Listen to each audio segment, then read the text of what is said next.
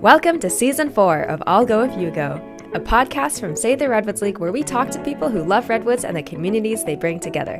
This season, we're talking to people who work in the redwoods, from ecologists to interpreters to designers and more, about what they do, why they love it, and how they got started. Adventure and the redwoods are out there. I'll go if you go. Hi, welcome to Season 4 of I'll Go If You Go.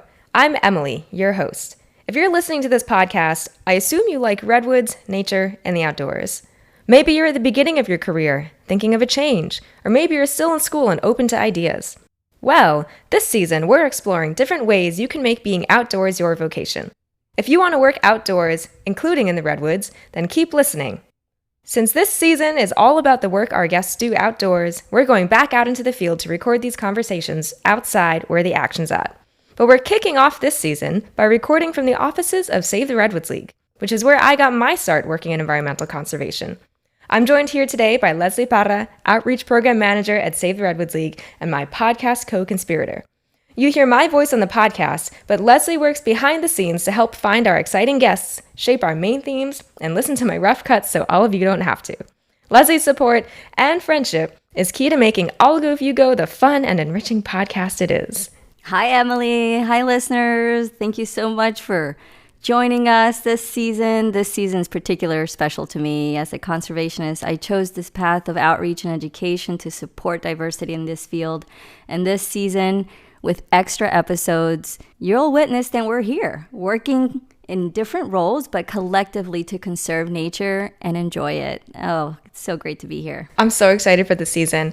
This podcast is usually me interviewing other people about who they are and what they do.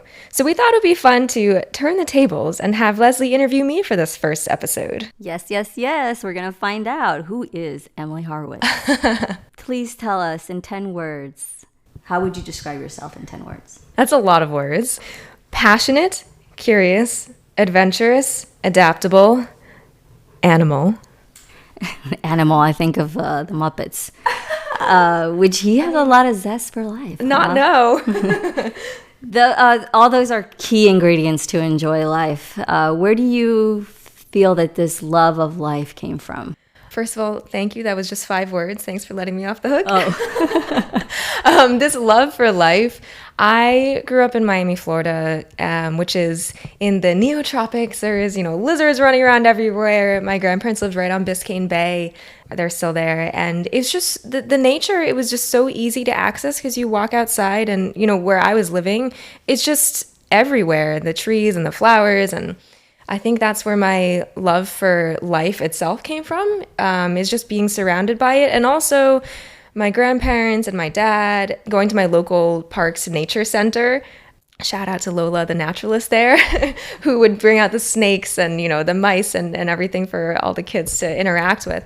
So I think my love for life came from not only being surrounded by nature, but also having adults in my life to show me how to interact with it in a safe way. And also, I was probably just born with a love for animals. So yeah, that's where it started. That's right. It sounds like it's definitely environment, family, and I love that shout out that you gave to that educational center. I feel like I can relate to that too. It's so important, like the hands-on educational when it comes to nature and science. Yeah, I loved the nature center, Enchanted Forest.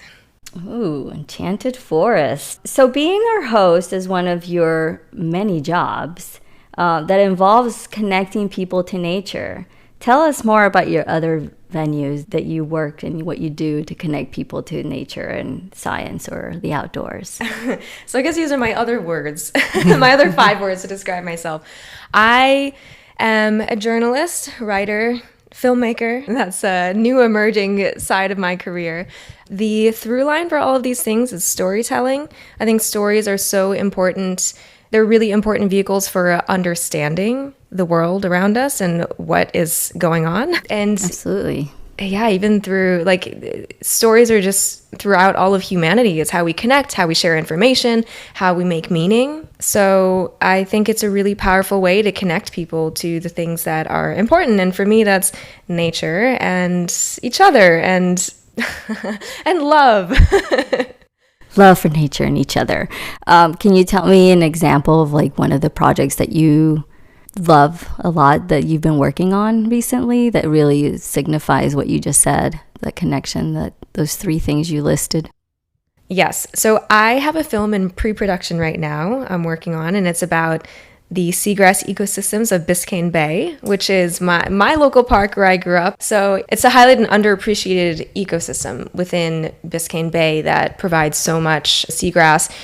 Not only is it a really cool plant, it's the only type of plant that flowers and lives its life completely underwater, but it also supports baby fish, and it's also food for manatees and sea turtles, and helps to filter the water and keep the water quality clean. So anyways, with this film, I want to share the magic of not just this specific little ecosystem, but also just let people know that it's there. Why do you feel that it's underappreciated? Yeah, because it's not as charismatic as like the coral reefs in the bay. You know, it's a plant. But a very important plant in that ecosystem. It is very important, but I think it's a lot easier to connect with animals or things that are big and bright and colorful. So I think seagrass itself isn't as exciting to look at first glance, and I think it requires a little bit of understanding and a little bit of information about why it's cool for people to be able to appreciate it. So that's what I'm hoping to do, is just to share some information about what this thing is, and hopefully people can learn about it. Absolutely. And I think film is a great way to do that. I'm excited to see it when it's ready to show. So you were mentioning something about the flower, just folks don't know that much about it. And I'm sure like the redwoods don't have that problem. The redwoods are so big and incredible to look at, and so redwoods have a lot of charisma, that's for sure. They do have a lot of charisma. How and by themselves, right? So how do you go about as a journalist, as a science journalist, to connect people to these forests, or through like your host job here at I'll Go If You Go?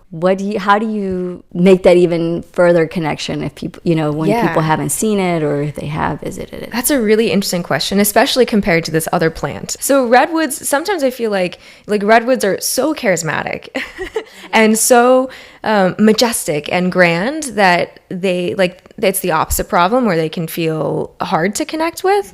You go to a redwood forest, and I think a lot of people experience a feeling of awe and, oh my gosh, I'm so small. These trees are so big. And I think with storytelling about the redwoods and with I'll Go If You Go, one of the things I would like to impart on listeners is that we can all have our own connections with the redwoods. You can go there by yourself or with friends, and like every time you go out to the redwoods, you can have a different experience, and all these experiences add up to your own story with the redwoods. One of the things I like to do is stomp around and hear the sound of my boots hitting the wet duff on the ground. I just love that sound. That's awesome. So I think being in a redwood forest surrounded by these huge majestic trees, I think paying attention to the little details can help you feel more connected to the entire forest and feel your place within it.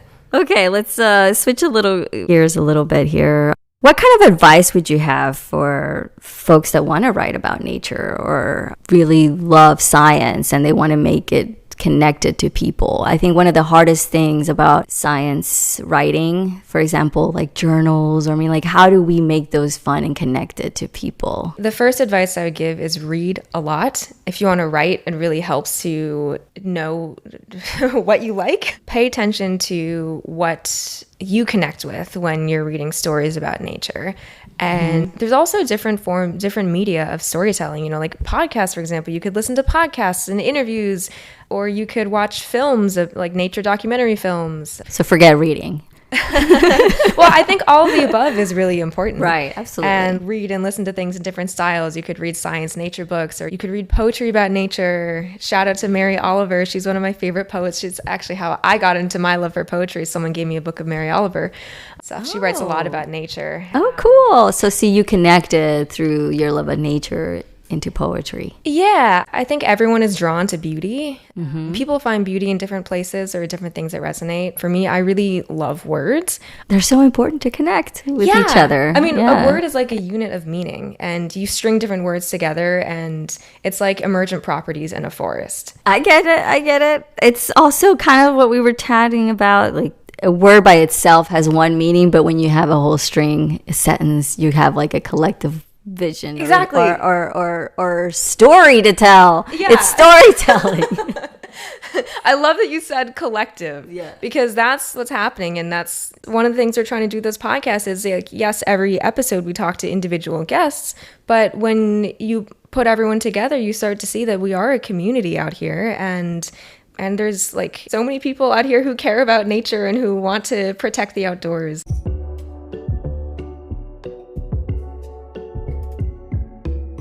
Hey listeners, I hope you're enjoying this brief musical interlude.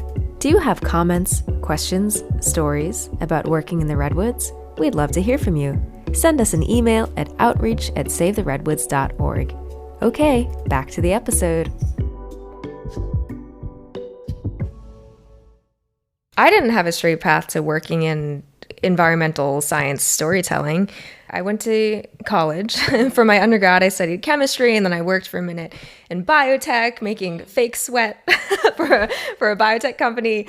We have to hear about that in a different episode. And then I worked in sustainability, marketing communications, which was like closer to what I thought I wanted to do. And then I started working at Save the Redwoods League, and that was a decision that, you know, like it was a long and brutal job hunt. I was trying to figure out what my next step was going to be, and there was one opportunity to work in like data analytics for a carbon capture company, and so like it was aligned with things that I cared about, helping the environment. But the other opportunity was to work at Save the Redwoods League on the conservation programs team, and I ended up choosing to go that route because the question I asked myself was, if I meet someone at a party, like what would I feel excited to talk about? What would I feel proud to say that I'm doing? And I realized that for me, that was protecting nature and helping to connect people with it. I love how you use that. If you were at a party, what would you say? I mean, that's a true testament to you connecting with people. Like you're a social person, because the environment that you just chose to like describe how you would describe your career would be in a party. Yeah, you know, I really like talking about what I do because I love it. I feel so grateful and fortunate to be able to do for my job what I really care about. Yeah, just sharing what I love with the world. And then so I was working at, say, the Redwoods League for a couple of years. I still felt like it wasn't quite it for me. Like the job I was doing there was facilitating other people doing conservation. And, you know, I was learning so much about what other people were doing in the field. And I realized that for my next step, what I wanted to do was science journalism. Why science journalism? I got into science because I'm a very curious person, and I thought it was cool. One of the characteristics that you described yourself as, curious. Oh, that's true. Yeah. So yeah, one of the reasons is just because I'm curious. I love learning. As a journalist, you know, it's part of my job to ask questions and, you know, to read science papers and see what's coming out and try to see like what would be important or interesting or fun for people to know about. And then I go and I tell the story about it. So that's one of the reasons why science journalism. But another reason is because science is a really important way of knowing. It's not the only way of knowing there is. We also have art, there's traditional ecological knowledge, but I think like it's so important to understanding how things work in this world and everything from medicine to conservation and what's happening with the climate. It's just so important for our survival. Yeah, I mean, it's mysterious. It draws you in. That's why I love science too. That's why my undergrad and my master's are in science. It's because for me, it's always been a way to continue asking questions about life in this world around us. What I wanted to focus on now is, where's your passion for science and connecting it to people? Where is it taking you? Where do you see yourself, or what kind of project would you love to do? A great question. Where do I see myself? Right here, right now. I've really been trying to live in the present moment, but a little bit of future planning is important, and not just planning, but dreaming, vision boarding. I still have yet to do my 2024 vision board, but it's on my list of things to do. I see myself making my vision board. In May. Okay, back to the question. Something that I've been thinking about a lot recently is the importance of public parks. And I say park and not just land because I think when you call something a park, it makes people want to protect it and cherish it, and it becomes something that they can feel a part of. And I think we're constantly inundated with all this news about climate change and like global heat waves and things that are happening all around the world. It feels so big, and it is, but there are so many things that we can do at the local level and that have actual real change to our daily lives. Something like access to a public park, not only does it have so many health benefits, it lowers stress levels, it can even lower cholesterol, there's studies about that, but also it brings people together. And I think that being able to connect with a green space, it just makes us feel more alive in our animal bodies. It's a place people gather. It's a place where people explore. You can come as like by yourself, or you can come with friends and family. Yeah. It can hold a lot of memories for a lot of different people. And it's also so important to protect what green spaces, what parks we have, because a park is a biodiversity hotspot, provides refuge for not just people, but all the plants and animals. And the more parks we have and the more access that people can have to parks, I think that would also mean the more access other creatures have to it too. Absolutely. I love it. I think let's conserve more land. Let's make more public parks.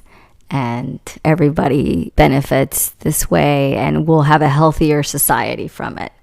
Well, let's talk about parks a little bit more then, since that's a great way to transition. What would a perfect park look like for you? Or what would be like your favorite park? What would it look like? And let's say it's a redwood park. All right, it's a perfect redwood park. Well, we're definitely going to have some prescribed burns on the ground.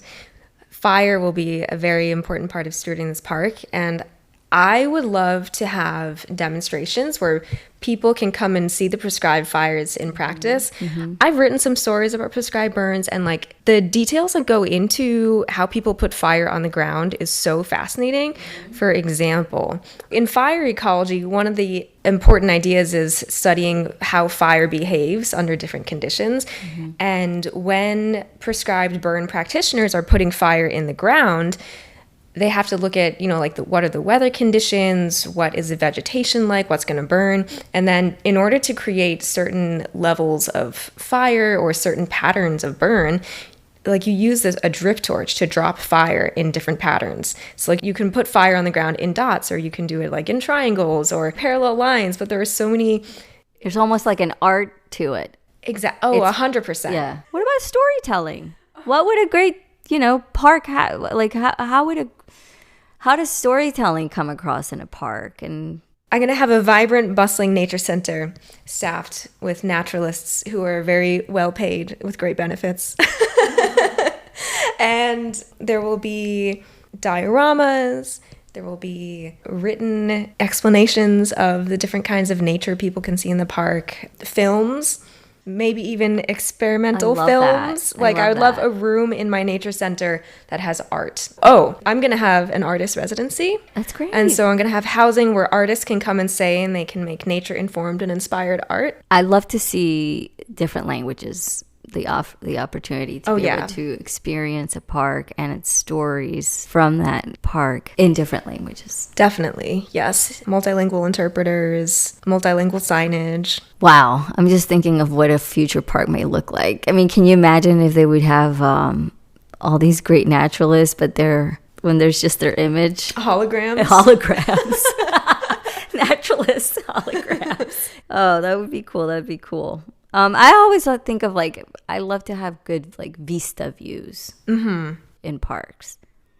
Yeah. Where you can lay back or sit, but have the comfort of being able to just enjoy the view. Yeah, that's a really good point. There's definitely going to be really exciting trails in my park, but I love that suggestion. I think we also need places where people can just lay in the grass. Yeah, actually, I'm going to have a sky-gazing meadow. Oh, I love that. Let's see what else. All right, we're moving into the lightning round with Emily Harwitz. All right, Emily, we're going to give you some questions here. If you could give one piece of advice to your younger self, what would that be? Everything matters, but nothing is serious. No matter how we live our life, we all end up in the same place, so might as well have a good time. That's right. Have a good time at that Redwood Park. You've had a long relationship with Redwoods. Starting here at Save the Redwoods League. If you could work in another capacity in the Redwoods, what would you do? I would love to be a naturalist leading horseback trail rides. Okay, if you were a Redwood, where would you be and why? Well, right now is a really exciting time to be in Redwood National and State Parks, overlooking the Klamath River because of the undamming of the river. So I would love to witness that happen and be a part of the forest as it recovers. Oh, yes, be in there with the rest. You're going to spend a day in the Redwoods. What are 3 things you must absolutely have with you? All right, I'm taking my travel tea set, and I'm bringing with it either a nice green or oolong tea, and the leaves are going to be in my tea set, so that counts as just one item. I'm bringing a sketchbook that I can either write or draw in, and I'm going to have a little black fountain pen that's clipped onto it, so that's also one item. Okay. And my last item is going to be a Tupperware full of strawberries or whatever other fruit is in season. Okay, the fruit and the Tupperware, one item. Yeah. My 3 items. Oh, I love that. That sounds great. Tea, fruit, and a notebook that you can draw, sketch, write ideas. Sounds lovely. Okay, this one, I don't expect you to answer it right away, like a lightning fast. But what do you hope for our listeners to get from this season? Ideas, inspiration, zest for life. Zest for the Redwoods? Yeah, zest for the Redwoods. Redwoods including the coast redwoods and giant sequoia. I hope listeners feel inspired to get outside, to connect with nature, and to follow their passions. Yeah, I'm like all the guests that we have lined up for this season are doing really cool things. And no one, like even the guests that we talked to who have been long standing in their careers, like this isn't the final destination for anyone. And we're all going to the same place. But before we get there, we're going to other places. And so we're all, whatever stage of our journeys we're at, that's where we are. And so, yeah, I hope listeners can just come along for the ride because it's going to be fun. And Leslie, what about you? What do I hope that our listeners get from this season is... This is a special edition of Lightning Round where the guests can also ask the interviewer. Okay. Well, I love this question, actually. For me, personally, I think a lot of us, scientists even, if you're not working in the outdoors, if you're not working in the redwoods, you don't realize that there's so many things you could do. There's so many career opportunities. And like you said, if you could be starting your career, you could still be in school, you could maybe have a change of heart and think, oh, I really want to join this effort of like making the outdoors accessible, conserving the land that we have. But what kind of jobs are out there? This is what I'm excited about this season, is that we'll get to be able to share that with our listeners. And we'd love to have you get on board. Let's see how many folks we can recruit in, redwood conservation, outdoor recreation. Tell your friends. Tell your friends. Big party over here. I'll go if you go. And don't forget. Thanks for joining us on I'll Go If You Go, a Save the Redwoods League podcast. This season is produced by Leslie Parra and hosted, edited, and sound engineered by Emily Harwitz. Thank you to Adam Kaplan for tech support, and Caleb Castle, Marcos Castaneda, and Mary McFeely for graphic design and media support. Theme song and music are by Nu Nguyen and Annie Fung.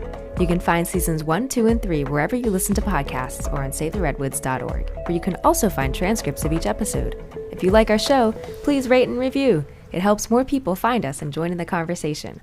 For behind the scenes and bonus content, follow us on Instagram at I'll Go If You Go Pod. If you have comments or questions, you can email us at outreach@SaveTheRedwoods.org. We'd love to hear from you and maybe even share your comments on the podcast. And that's all, folks. Catch you next time.